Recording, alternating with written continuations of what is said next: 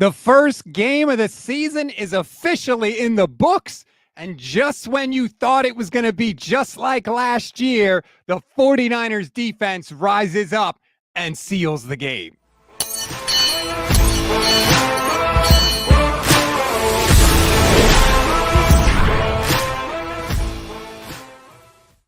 What is good, everybody? Welcome to the Gold Standard Instant Reaction Podcast. I'm Rob Stats Guerrera here with you.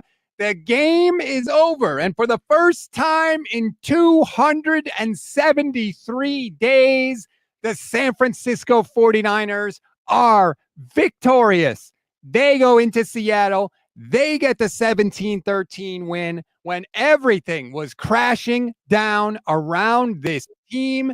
They found a way in the end, somehow, to get the victory. Joined by Levin Black. What's up, Levin? What's going on? That was, about as stressful of a win as you can get. Woo! And you know, I said it before the season began, and I'm saying it now. Was it perfect? No. Are there things to clean up? Absolutely. Do I care? Not at all. Okay. It's a win. The 49ers are 1-0. They won a clunker, Levin. This is exactly the type of game they lost last year. You and I are texting each other. What are we saying? This is just like last year. This is terrible. I can't believe we're watching this exact game again. Special teams blunders. Unconscionable turnovers from Brock Purdy. But in the end, unlike last year, when he had to have it, he went down the field and stuck the ball in the end zone. And the Niners defense closed it out in the fourth quarter, and we win. It was not pretty, but a win in Seattle should be celebrated. But God, we'll get to the negatives because it was like watching deja vu. But this time they actually finished, and let's just call it what it is. They got lucky as heck because that last touchdown was either Jake Moody making the worst decision he's made in his career, or he was trying to throw it away. Look, was it a crazy throw, a risky throw by Brock Purdy? Yup. I don't care. Final score 17-13. I don't care. You don't have to give the win back. Are there things to clean up? Yeah, of course there's things to clean up. They didn't do this last year, okay? In the fourth quarter last year, they were outscored by 77 points. In the fourth quarter today, the 49ers scored 10. Seattle only scored 3. Seattle only scored 3 in the entire second half. And the Niners closed it out. This has to be good for their psyche. Just when they were thinking, here we go again, they give up that huge play to Jackson Smith and Jigba on the 41-yarder where he burns Renardo Green.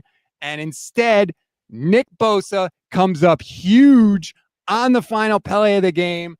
And they closed it out. It wasn't like last year. It's a new year, damn it. Oh, well, it's a defense that can make a difference. That's the difference in this game was last year they didn't have this defense, and the defense won this game. I mean, they won this game multiple times. They won it with the turnover at the end, but they also should have won it with the turnover before that. Yes. You know, then the offense should have closed the door then, or at least, taken the lead to make it likely.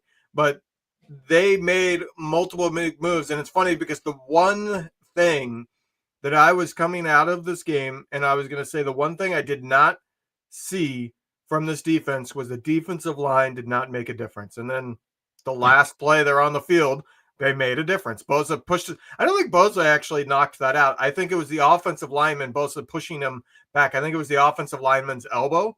But even if you watch that play, Huff should have had the sack. But Huff is literally in a chokehold by the offensive lineman. I don't know if you saw that. You saw it on the replay a lot more because it was zoomed in more. He was literally getting chokehold by the offensive lineman. So both of them were going to be there making an impact. They don't call holding at the ends of these games. Let's get to some super chats. Unless it's on the Niners. Right. Gabe Garoni, YouTube channel member. Shout out to Gabe and all our YouTube channel members. It's less than $3 a month if you'd like to sign up. Gabe says, I'm thrilled for the win, but Moody sucks. Look, we'll get to the negative stuff, but I want to stay positive here because this is a victory for the 49ers. And like I said, survive in advance by hook or by crook. There'll be plenty of time to get to that, okay? For King Crazy. Holy smokes, Batman. We did everything we could to lose that game. Welcome home. Salah's D was amazing. They were amazing in this game. Sam Darnold threw for 150 yards, and he got 41 on the last drive of the game on that play to JSN. Yeah. So the Niners defense was incredible in this game. Seattle ran the ball for just 3.2 yards per carry in the game. Other than Jackson Smith and Jigba, easy for me to say, who had 9 catches for 124 yards.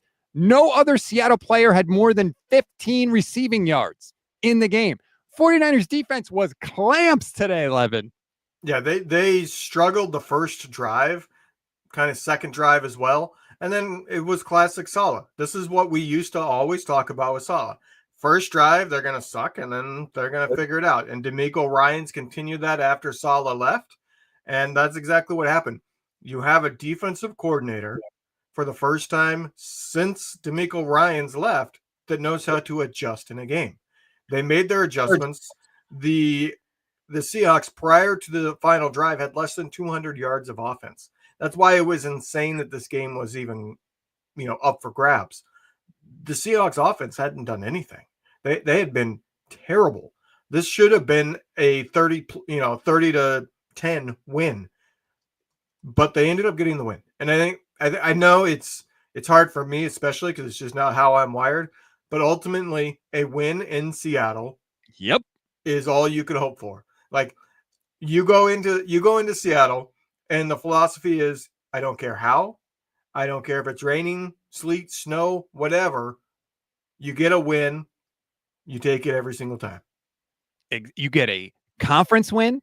You get a division win. The 49ers won one game in the division last year. They were 2-6 in close games last year. They get a conference win. They get a division win. They get a road win. They get 4 straight victories in Seattle. They're just the 3rd team ever to win 4 straight road games in Seattle. This is a good day. Now, look, there's injuries and stuff that we'll get to in a minute, but I want to enjoy this win, okay? This is a victory. If we can't be happy after a victory, it's going to be a long year. Lettuce49 says Purdy came through at the end again. He did. It was scary. That throw to Pearsall was a hell of a throw to make. I will say this about Brock Purdy. Brock does not get scared. He chucks the ball up there. It killed us today a couple times with some bad interceptions. But how many quarterbacks, Levin, throw those interceptions and then are too scared to throw that ball up to Ricky Pearsall at the end of the game to get them down into field goal range? A lot of guys. Brock wasn't, and it worked out today. It worked out today. And I think that's the lesson to take from this. Brock has some things to clean up. He could have easily lost this game for the 49ers. He had a player bail him out, essentially. And as the broadcaster saying, it's probably the last guy on the roster. The 53rd most valuable player on the 53-man roster bailed out the quarterback. But sometimes that's what you need. I mean, no team has ever won the Super Bowl without having a good bit of luck happen to them in the season. Like, you have to have luck go your way to be in that position. The Niners in this game got away with one, and they were able to get the victory. They had essentially 4 turnovers in this game. That's why it was close. They had 2 actual turnovers, and then they had 2 field goal attempts that didn't end up in points, and that's essentially a turnover. So this is a game that they were able to go on the road against a divisional opponent, have essentially 4 turnovers, and still win. And that's the way you take it. You say, look, there's not going to be a lot of great positives we take away from this on the offense. We had a lot of the same issues that we had before, but we got the win, which is not what we were doing last year. So we're going to build on that. We're going to go to the Saints. We're going to come to our first home game 2-0.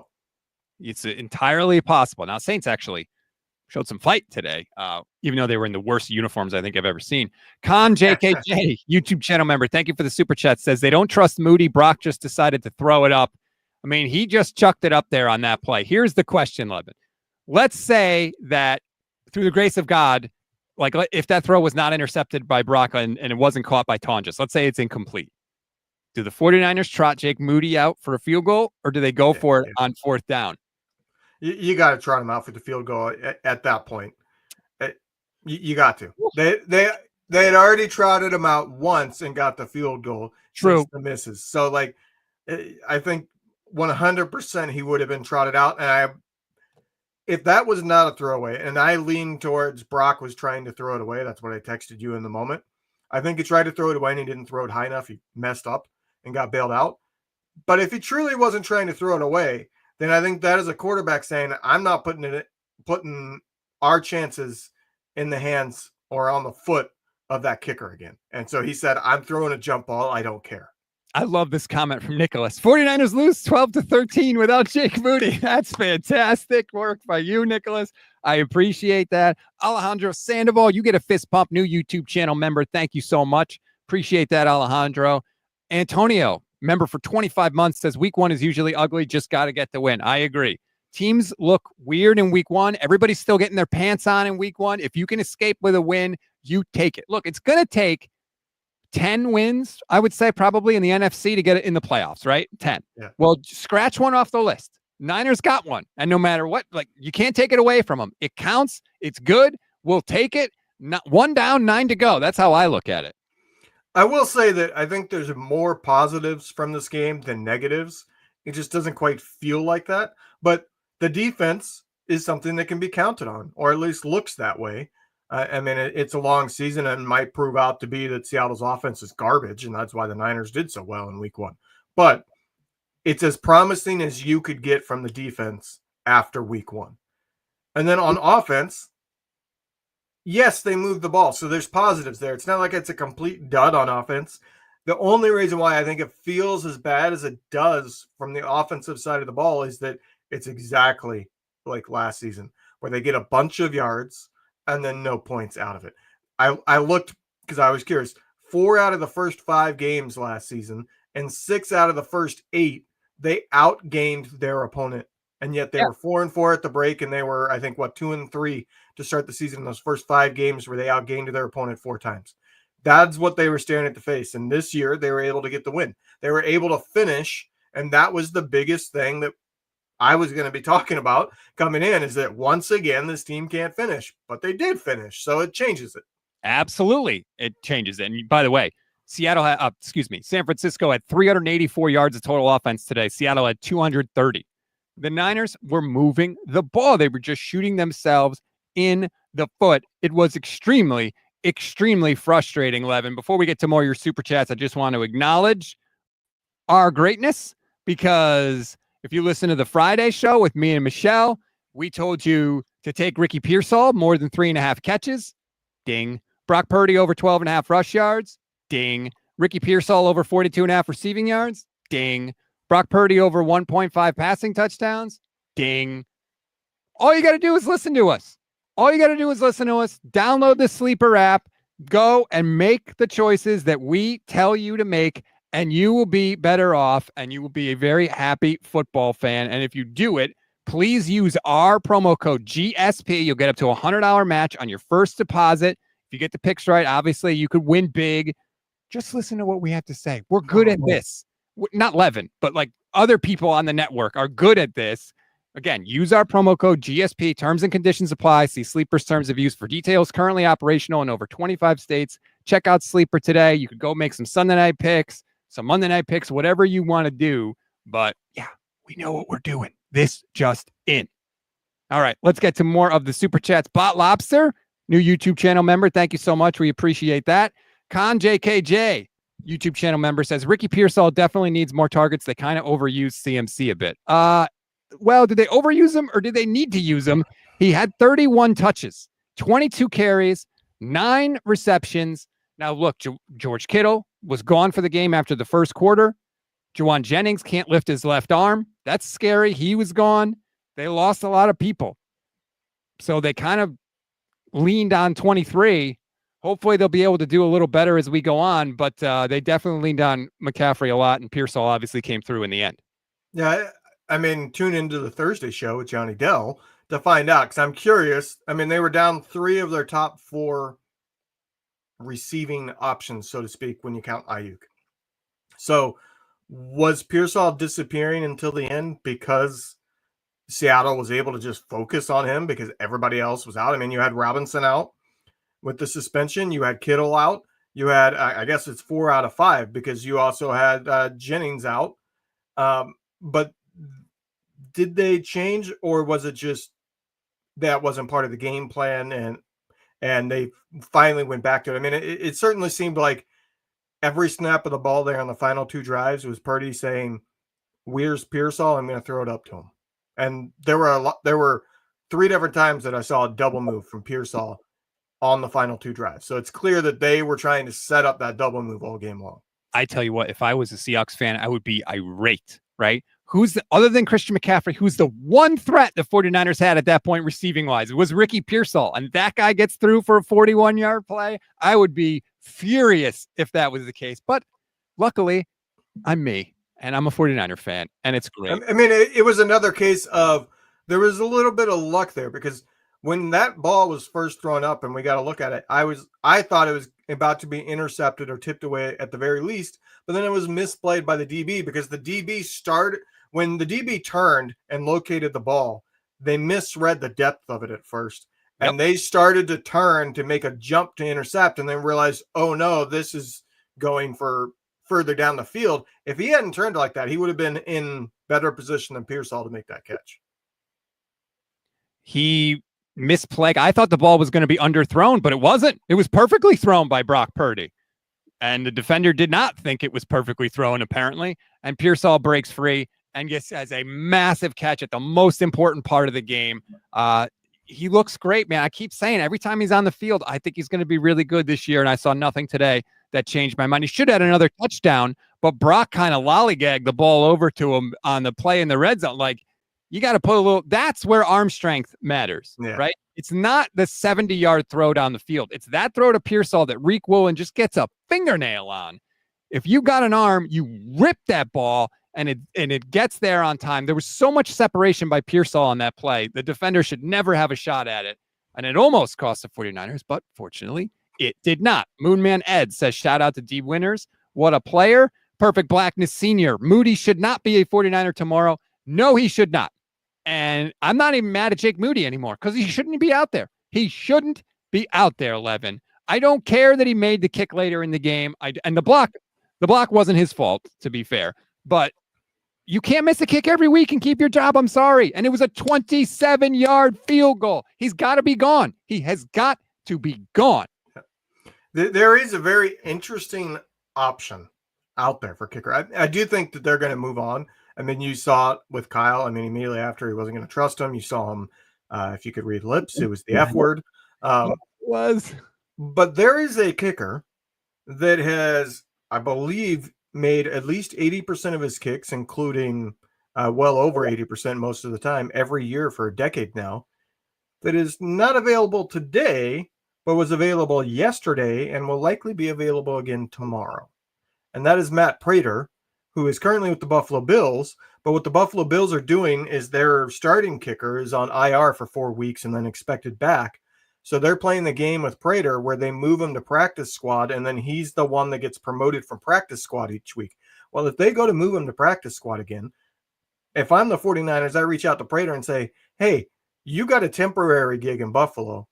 We will sign you for the rest of the year to be our kicker, and go sign him. I don't care if they sign a one-legged. I know. I'm saying they got to do something else.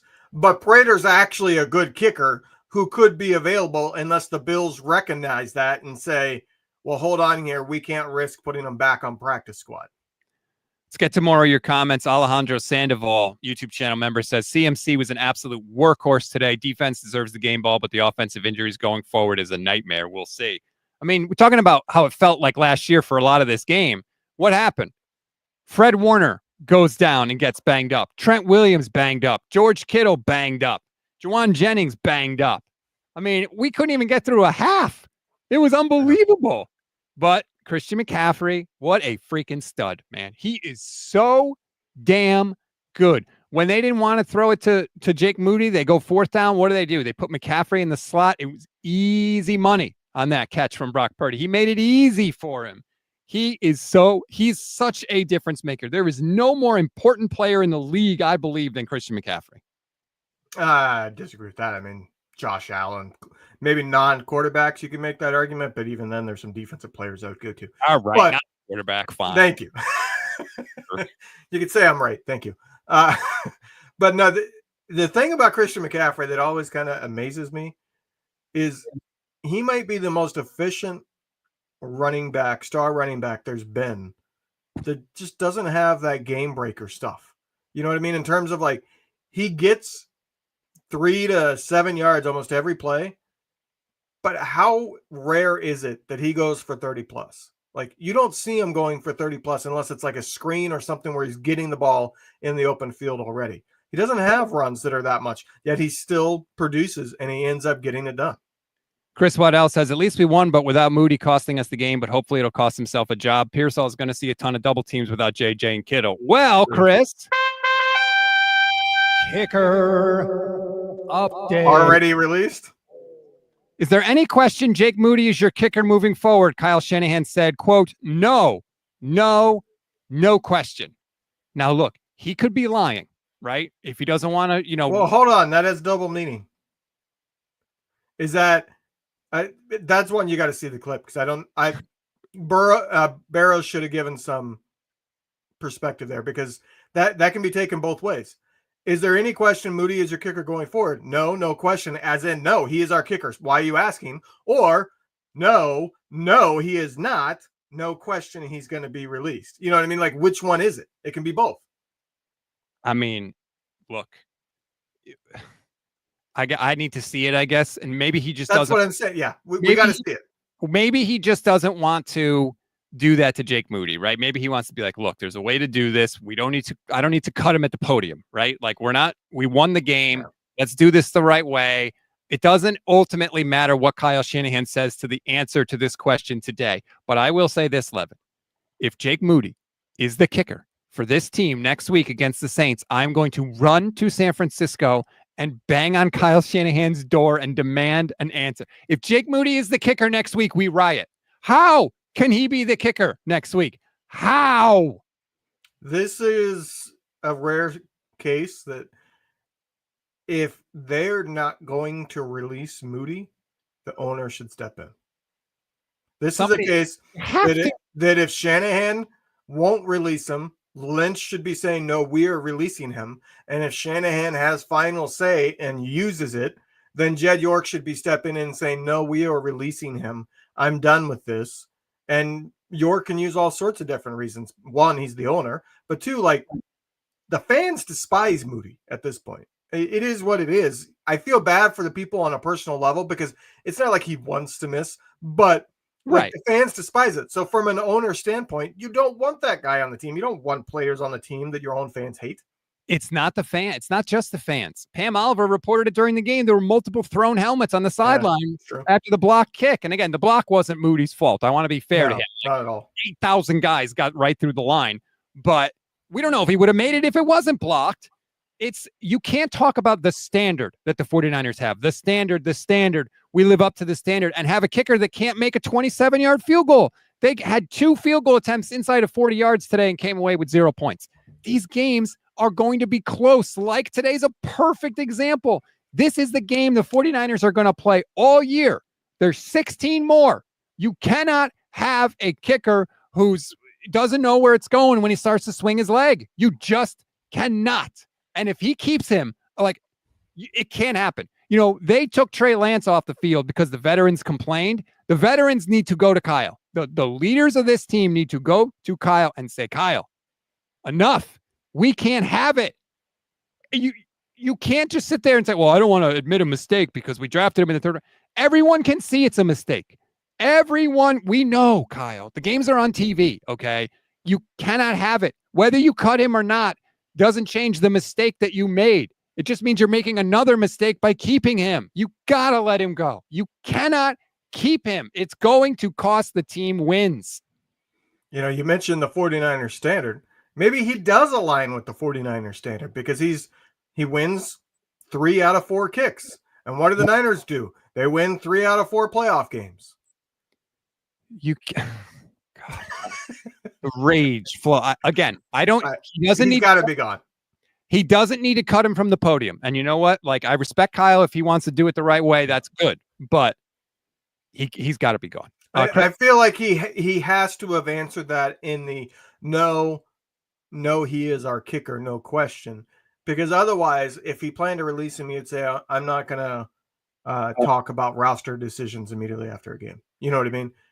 Shanahan later added that this was his response for how he feels, quote, right now, said he will get on the plane and evaluate later. Okay. Exactly. They're going to look at who's available. And it's also, if they did their due diligence, which I would imagine they did, because they had to know going in that if Moody misses a kick, they're going to be looking at kickers. They had to have known the Matt Prater situation. There, by the way, there's not a very good free agent class now. Matt Prater. Greg Joseph is there. Who cares about Matt? Well, I know, but I'm saying like there is a quality veteran kicker that has no business being a free agent, that was a free agent until he was promoted from a practice squad today and is likely going to be put back on that practice squad tomorrow because the team doesn't want to commit a full 53-man roster spot to him. So don't tip your hand that you're going to be doing that, because then Buffalo might say, no, we're going to keep him because otherwise he's going to get poached. Just saying, Matt Prater was 6 for 6 on kicks last year. And he was like 83% the year before that and 84% the year before. That's what I'm saying. Like, there's no reason that Prater is a free agent, doesn't have like a full-time gig. Like, he's still good. You know what? I'm proud of myself. I'm proud of myself for not freaking out at Kyle specifically and saying that he may be being that, because now I feel totally different about it. Go me. Craig Steele says, I owe you an apology. Moody is bad. Yes, he is. Andre, YouTube channel member, says, offense looks CMC dependent all over again. Wide receivers can't separate with consistency. Purdy boneheaded interceptions. Kyle needs to get grilled for keeping Moody. Well, first of all, you can't say the wide receivers can't separate when Ricky Pearsall burned Reek Woolen. I think it was Reek Woolen or somebody for a 41-yard touchdown in absolute crunch time when they absolutely needed somebody to separate. So maybe they didn't do it all the time. Obviously, the interception that Brock threw going to Pearsall, nobody separated at all. I don't know why Brock Purdy threw that up there, but Pearsall separated when he needed to. Pearsall had a good game. Right now, he's about the only receiving option there is, though. That's the issue, is that teams can absolutely bracket him if they want to going forward until, at the very least, Robinson is back. And this is assuming, and we don't know, that neither Jennings nor Kittle will be good to go. I would seriously doubt Kittle will be good to go because you don't get ruled out for a hamstring that quickly before halftime. Like, unless it's serious and you're looking at 2 to 4 weeks at minimum. Like, I feel like if it wasn't that serious, they would have said, well, we're in the second quarter. Let's get through halftime, see what happens, see if it, starts feeling better at halftime. The fact that he was ruled out so quick, I think it's very, very doubtful he plays next week. Jennings could be playing. I don't have any idea whether or not he's playing. Because what if it's like a stinger? Like, I'm trying to remember who had the stinger on this team. I think it was last year or the year before. They had the stinger. Might have been Ayuk. Had the stinger and like they couldn't raise their arm, but then it subsided the next day and they were back at practice. And then they played the next game and the first hit, the stinger happened. Yeah. And it was like a fluke thing that it happened twice, but it was literally just a stinger. Let's get to more super chats. Craig Steele says Levin is the real star of the network. That's a lie. Bay Marin says Moody's the reason I survived the end of the game. He killed me inside way before it. That's funny. Sway, thank you very much for the $2 donation. Appreciate that. Dallas E. Was the constant pressure on our O-line being bad or Seattle's D-line being good? It worries me. It worries me too. Purdy got pressured on 12 of his first 17 dropbacks in the game. Now, I don't know how it worked out. I will say at the end of the game, they gave Purdy some time to throw. So they, again, crunch time, they came through. But Seattle's defensive line, I thought, won the battle along the line of scrimmage all day. I don't think the pass blocking was that bad. The run blocking was pretty bad. The pass blocking, I don't feel like it was that bad. Like a lot of those pressures was Purdy had it for 3+ seconds. Purdy there was a lot of late developing. I think they very clearly came into this game believing they could beat that secondary deep. They could not beat them over the middle on quick routes. And so that meant Purdy had to hold it. Like there were a lot of plays where he dropped back and he had a clean pocket until it hit about the 3-second mark. And that's all you ask for is a clean pocket for the first 3 seconds. And then, you can't expect an offensive line to keep holding up after that. I think the offensive line played well enough. It's the run blocking that was giving me more worries because there were a lot of times when 2 and 3 offensive linemen just got beat run blocking. And we're not used to seeing that. Like they cannot run up the middle. Middle offensive line cannot get a push at all. They were struggling again today. Lionheart says Moody needs to go, bro. I've lost faith in him. Bye-bye. Harold McAllister, come on. Purdy wasn't trying to throw it away on the touchdown to Tonjes. If he was trying to throw away, he did a terrible job because he threw it in the field of play. And if you want to throw it away, throw it away. You don't throw it in the field of play and then hope nobody catches it. So I literally thought it was a throwaway. Like the way he threw it, like I don't know how to explain it. Just body language. Like I was like, okay, he threw it away. Field goal's coming. Oh, great. I have to count on Moody. And then like I saw the defender in position for it, and I was like, oh crap. He literally just threw a jump ball. And then, Tom just outplayed the DB. Josh Dubois had a good shoot. I can't find it now. First of all, Jake Tonjes is the first 49ers tight end other than George Kittle with 3+ catches and a touchdown in a game since Jordan Reed did it in 2020. And he had never, I believe, caught a pass in a game before, Jake Tonjes. And then he came up huge today for the 49ers at the end. Oh, really? I could have sworn he had I thought that catch. I can't find the actual tweet, but I'll try and find it. Joe says this team's going to drive me insane every week, but we have to admit that was pretty funny. Yeah, it is going to drive. Like, buckle up. Get ready for 16 more of these because these are going to be just like that. Con JKJ says that second pick was terrible. He looked at an open Robinson in the flat and he looked him off. We broke it down. Me and Johnny Dell broke it down on Thursday with Brock. He had Eric Staubert open on a play last year. I think it was even against Seattle, and he completely ignored him. He was open by 10 yards. There was nobody anywhere near him, but he forced it to Debo and it got intercepted. And he's got to fix that. He has to. Like, just throw it to the open man. Yeah, he does have. I feel like when things are not going well, Purdy says, I'm not settling. I have to throw 10+ yards down the field. And that's the mistake. Like, that's the mistake a lot of players do, or a lot of quarterbacks do, that then they fix it later on and you hear them talk about it. When they improve and become a franchise quarterback, they say, I had to stop trying to force it down the field. I had to stop pressing. I had to just start taking the underneath because sometimes that's all there is in the NFL. And he said that in the offseason. The broadcast even brought it up that he said it to him this week. Yes. And yet he was still doing what he did last year. I got to do something. I got to throw it 20+ yards down the field. No, take the underneath guy that's wide open. Josh Dubois, Brock Purdy threw his first career touchdown pass in the final 7 minutes of regulation or overtime when tied or down by less than 8 points. And boy, did it come at a good time, as Lettuce49 wants us to know about Brock Purdy and securing the comeback win.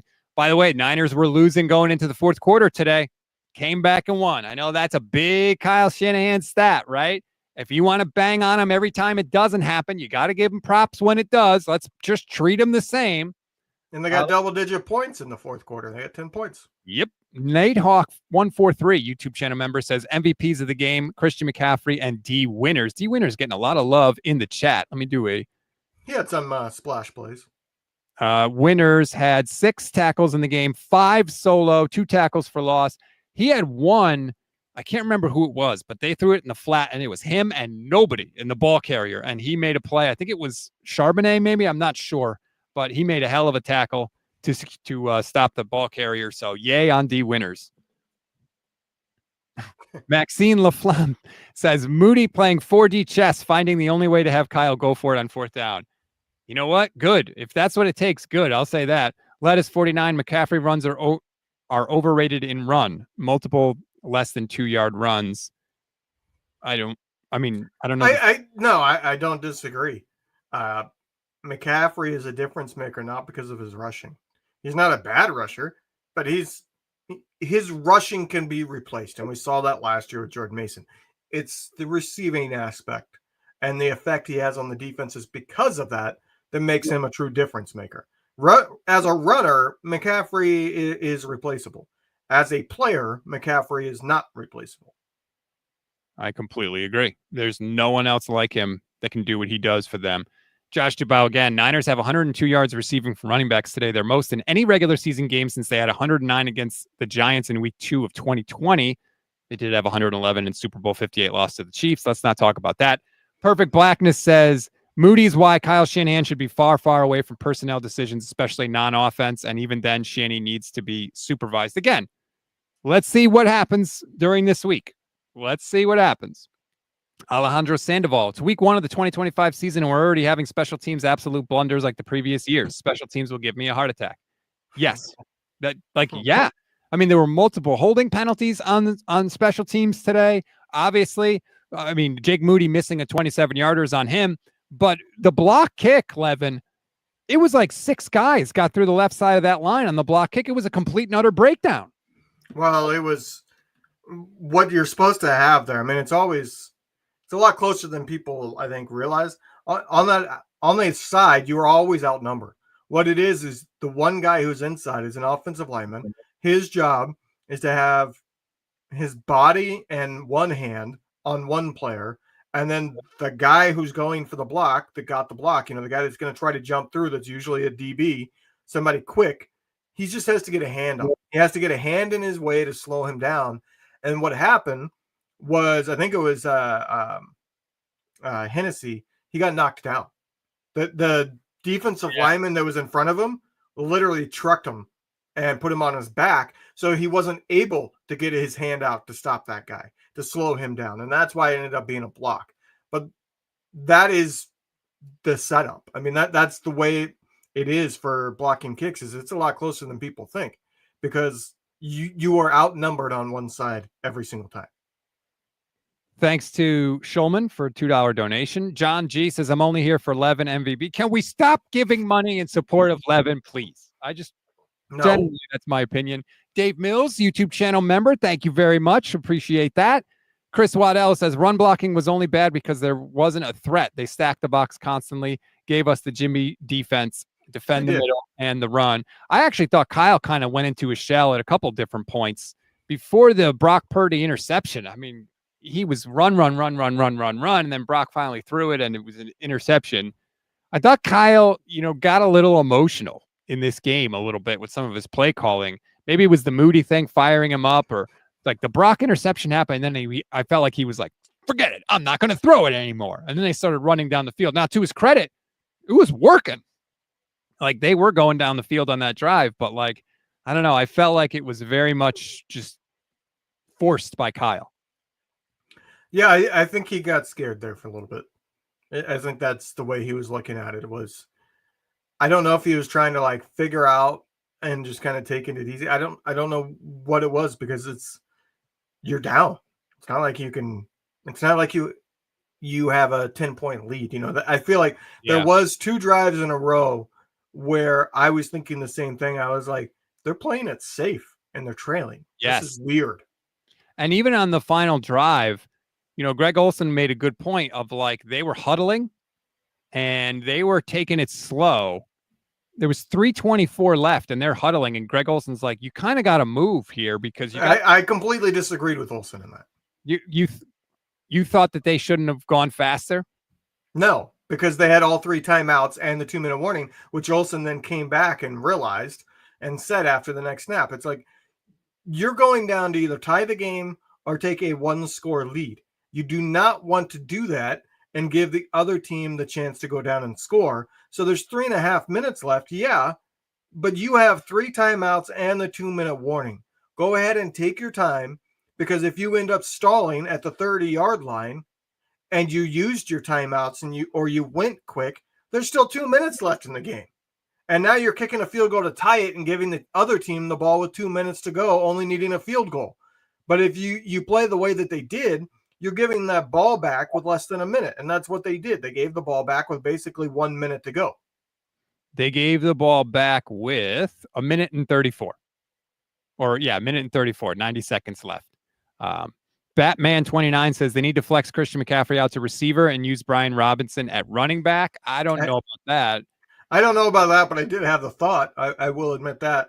I did have that thought when Jennings got hurt. I was like, do they just make McCaffrey a wide receiver until people can get back, until you get Robinson after 3 weeks or something? But you lose too much doing that.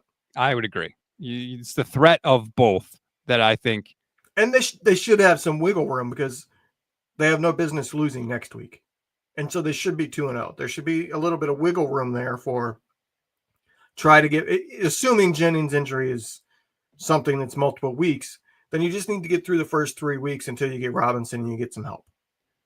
Kyle said that Kittle and Jennings will have MRIs tomorrow to determine the severity. John G says if Brock throws a pick while Levin's wearing that jersey, he has to hang it up. Does Brock have to hang it up, or does Levin have to hang it up? I think he's probably talking about me because I've talked about how I don't buy jerseys because of this stuff. But I went to a game last year, so I was like, okay, I'm going to buy a jersey. Yeah. But I probably will be buying that special jersey this year. I've been debating back and forth whether or not I really want to go in for, one that's. I don't tend to like jerseys that are instantly dated. Same with like t-shirts. I don't like getting like, ooh, this is the team's t-shirt this year, because then it's instantly dated for that year. But I do like the alternate jerseys a lot, and I don't have a Kittle jersey yet, and at this point he's going to be a Hall of Famer. I should probably have one. So I'm debating getting one. The injury's already happened, so now it's not my fault. Christian Geiger says those 1st and goal runs almost put me in an early grave. He ran into a stacked box every time. That is Kyle Shanahan's staple, because I think Kyle was like, maybe Christian will just run it in, and then we won't, and he'll bail me out. We won't have to do that. I think honestly that's part of the thinking. There was one time in the red zone that they mentioned that it was Purdy that checked into the run. Yeah, and it was a stacked box. So I found that interesting. That I don't know if like maybe they had like some kind of gimmick play to where like where they were lined up, it's like this is not going to work, and so I have to check into the run. But he checked into a run with like 9 guys in the box. It was weird. Mike Rotunda says Kittle was balling before he got hurt. He's unbelievable. Yeah, he absolutely was. It was phenomenal. We'll see. That sucks, but we'll see. Brisbee Life on Twitch says Rob needs to read more anti-Levin Twitch chat if he's worried about too much praise for Levin. Well, keep it coming, Brisbee. Let's go. You post it and I shall read it, okay? If you build it, he will come. Maybe there needs to be more people on Twitch, huh? Yeah, there you go. Tell a friend. How about that? Nick, hold on. I saw something that Nick Bosa said. Nick Bosa on Jake Moody, quote, I'll never turn on my teammate. Don't worry, Nick. He probably won't be a teammate of yours much longer. And how about this, by the way? I don't know what happened to Fred Warner's face, but I don't know if he got a cleat to the face. Did you see his nose was all cut up and he played with a big cotton thing stuck up his nose? Fred Warner is amazing, man. I got to see. Maybe I can find a shot of it on X. But yeah, it was all jacked. That's why he got hurt. I think he got a cleat to the face or something like that. But that would not be fun. That's for sure. Oh, okay. Hold on. Here's a picture of it. Let me see if I can bring it in here. There you can see he's got a giant cotton ball stuffed up his nostril, and he's got some sort of bandage on the top of his nose. So I don't know what happened to Fred, but of course he comes back in and plays awesome because he's Fred Warner, and I love him. Yeah, it's not October yet. No time for Halloween costumes. That's what it looks like. Greatness 54 YouTube channel member says Jake Brendel is trash. If I have to hear how great he is from Shanahan, I'm going to pull my hair out. Shanahan and Chris Forrester, Greatness 54, they both said he was awesome. He was the highest graded center they ever had in a Shanahan system last year, Forrester said. Sure. Yeah. Okay. And Jake Moody had the best kicking season they've ever had as a kicker. He had the best game anyone's ever had, according to Kyle Shanahan. Unbelievable. By the way, there's more than 2,000 people watching. Thank you so much. If this is your first time, like this video, subscribe to the channel. We're live every single day, pretty much every single day during the regular season. We're live every single weekday for sure. We do the instant reaction after every game. We do film breakdowns. I promise if you give us a chance, we will continue to earn your time. I'm trying to see if there are more comments from the post game because I haven't seen much from Kyle other than the Moody stuff. Doesn't look like that they've tweeted out that much more. So I'm assuming Kyle didn't say anything else interesting. Tomorrow's a big day for news. Yes, because we will get the MRIs. We'll get the other injuries because 49ers tend to have injuries that pop up like randomly that you didn't even see. Yeah, that's true. Yeah. Let's hope not on that because we have 2 serious ones as is. I'll be curious to hear what it was with Trent Williams. And whether or not it just kind of was like a stinger type thing that went away, or if it was, he tweaked his ankle to where, okay, it might stick around because his ankles seem to never heal. Yeah. Yeah, I don't know. He was down for a little bit. We'll have to wait and see on Trent. I can't believe they won this game, Levin. I can't believe Jake Moody missed a 27-yard kick, had another 37. Blocked.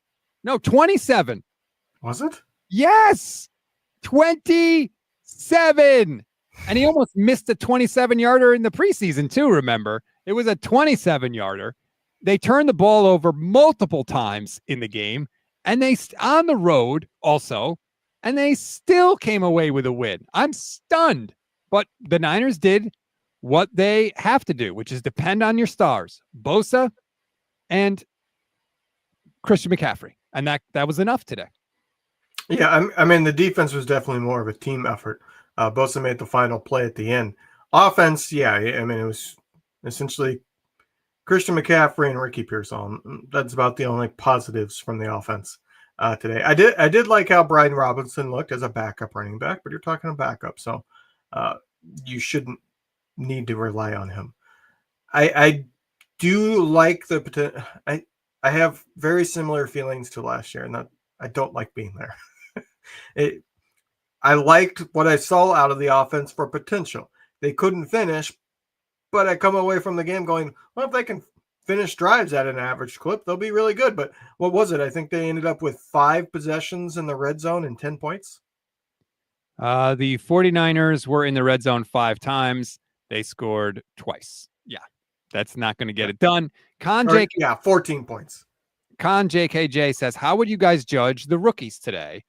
I mean, I don't know about you, but I didn't hear Michael Williams' name once on the broadcast. I didn't hear Alfred Collins. I didn't hear CJ West. I did hear Upton Stout. Upton, woo, it's going to be a roller coaster. Yeah.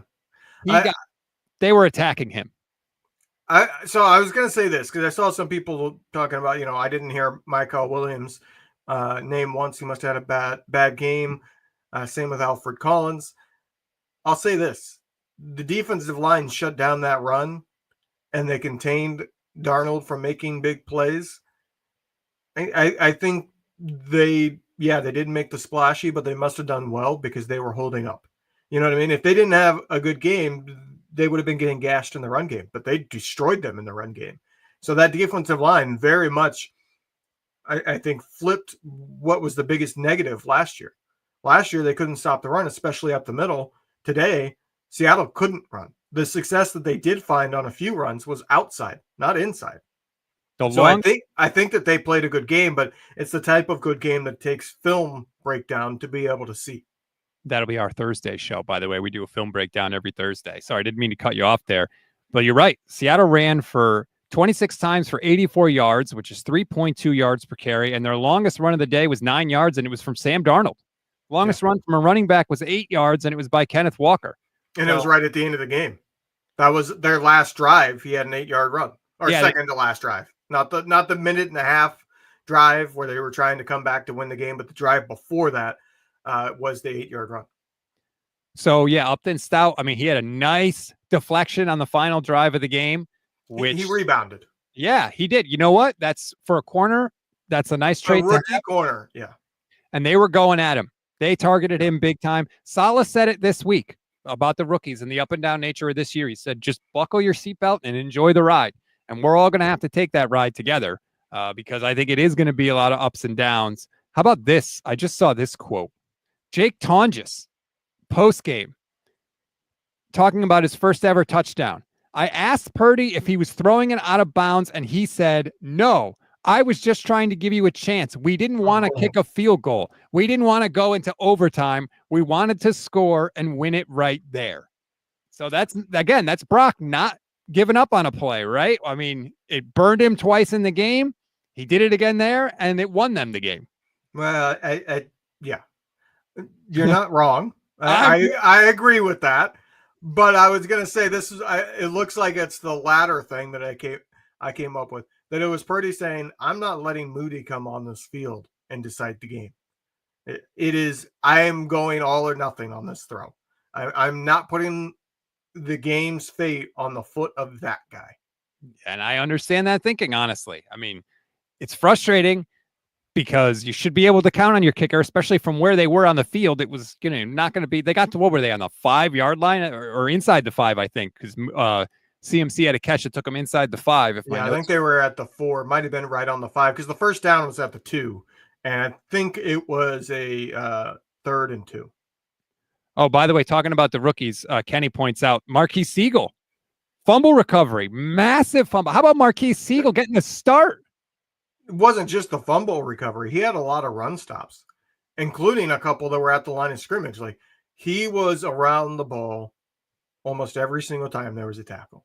6 tackles total for Marquise Siegel today. Only one 49er had more, and his name is Fred Warner. So, yeah, I should give credit to Siegel. Apologize, Marquise. And I think saying Stout was not good is a little unfair. I did text Rob in the first quarter saying, holy crap, Stout is getting toasted. And he did get toasted. He got toasted twice early in the game. But then he kind of found his footing, and they were trying to pick on him. But I think after that fact, all he gave up was one 9-yard catch to Cooper Kupp, which was an out route out of the slot, which is virtually impossible to stop, especially when it's somebody like Cooper Kupp, that's his bread and butter. So I think he rebounded well, and he had the very big tip play there that I think if he doesn't tip that, it might have changed this game. There was another play on a 3rd down where he got beat by Cooper Kupp, but Kupp dropped it. And by the way, he celebrated afterward. Like, dude, don't celebrate. But anyway, that reminds me of the DB that celebrated. He tackled Christian McCaffrey after a 4-yard catch on 3rd and 2. Like he got the first down, but he's celebrating.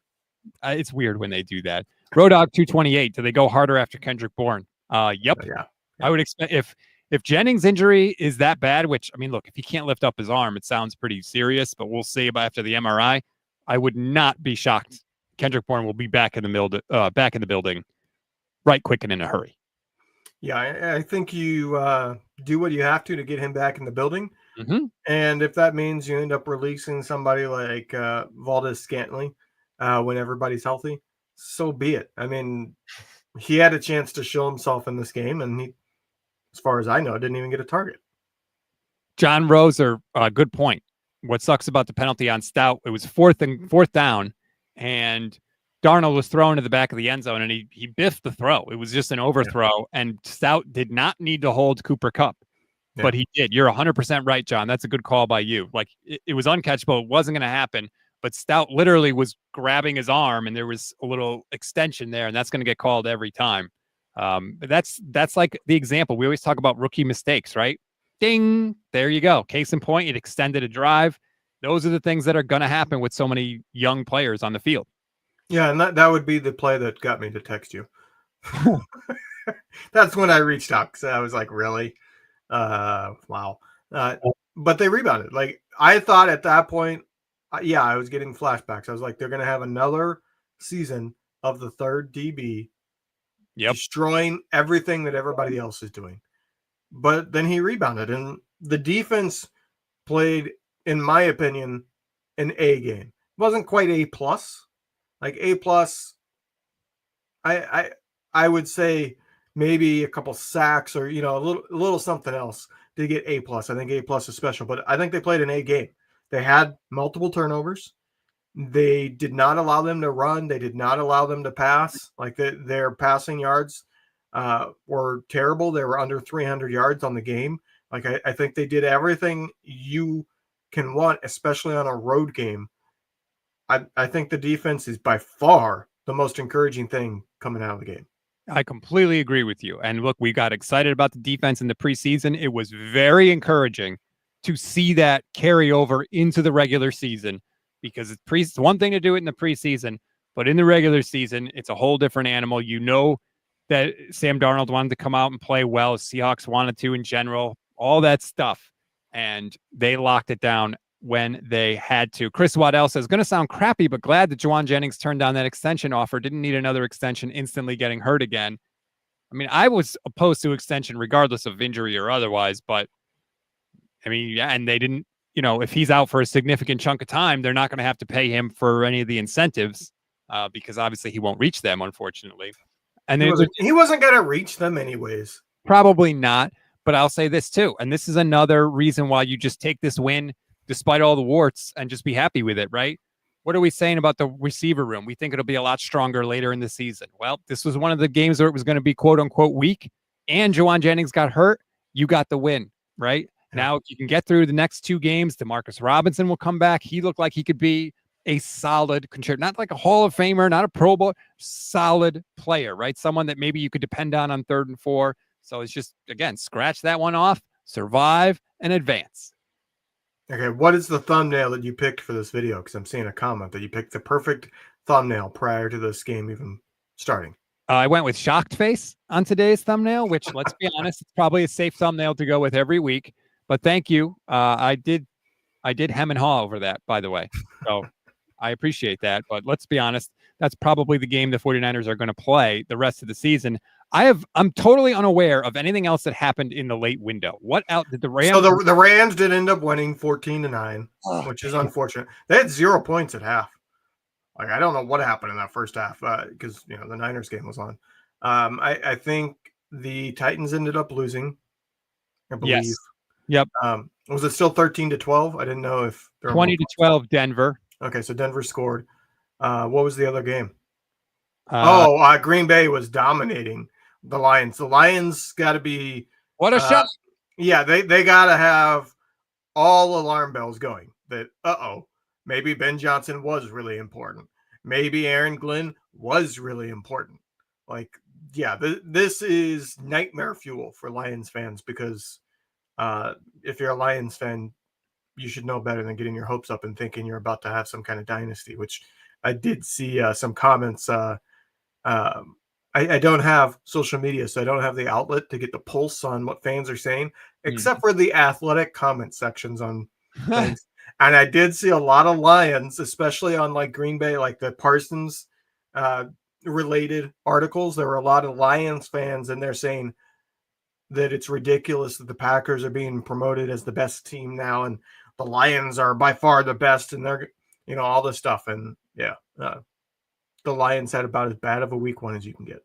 Perfect Blackness says, I missed several super chats. I really don't think I did. I'm trying to go through them. I apologize if I did. They come in a lot in the post-game show. I'm trying to go through them, and I don't feel like I missed it. I apologize. Put your super chat just as a regular comment in the chat, and I will read it. I'm sorry. I try to do the best I can. I'm kind of juggling a lot of things here. I appreciate all the super chats. Thank you to everybody. Especially after this week one game. It's incredible to see the support. I don't know if the audience would have been bigger if they lost, but I'm glad we're not living in that world. The entire NFC West is 1-0, except for, of course, Seattle. But that's another reason why the 49ers needed to win, right? Like, these are the games that you got to pull out, and it doesn't matter that the Rams won out in Houston because the Niners also won, and we got an NFC win, and we got a division win, and the Rams didn't. So there.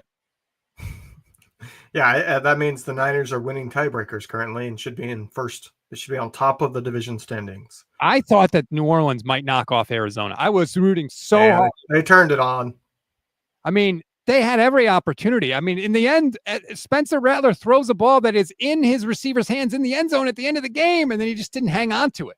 I didn't actually watch that game. I was box score watching it while I watched the Steelers game because I wanted to see Aaron Rodgers for. I live in Pittsburgh, so I want to be able to know what the heck happened when I talk to coworkers. And plus, I own Jalen Warren in multiple fantasy leagues. I bought a lot of Jalen Warren. Christian Geiger says he became a member, didn't get the signature fist pump. There you go. I'll give you 3 in a row there, Christian. It'll blow out my shoulder, but it's worth it because we appreciate the support.